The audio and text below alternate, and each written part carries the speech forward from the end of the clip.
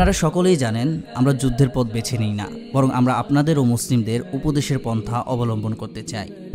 একমাত্র আল্লাহ তাআলাই নিয়াত সম্পর্কে অবগত। বর্তমানে আমার পা দুটো কবরের দরজাতে পৌঁছে গিয়েছে। না আমি এই দুনিয়ার কিছু চাই, না চাই পদমর্যাদা। ওয়ালিল্লাহিল হামদ। নিশ্চয়ই এসব আমি আমার যৌবনের প্রথম অঙ্কেই ত্যাগ করেছি। ওয়াল্লাহি আমি তো শুধু একজন তালেবুল ইলম, এবং আমি নিজেকে সবসময় বলতাম যদি আমাকে মন্ত্রিত্বের পদমর্যাদাও দেওয়া হয়, ওয়াল্লাহি তবুও আমি জ্ঞান অন্বেষণের উপর তাকে প্রাধান্য দিব না। এটি আমার স্বাভাবিক প্রবণতা। কথাগুলো লিখেছেন শেখ রাবি বিন হাদি উমাইর আল মাদখালি হাফিজাহুল কথাগুলো লিখেছেন শেখ রাবি বিন হাদি উমাইর আল মাদখালি রহিমাহুল্লাহ।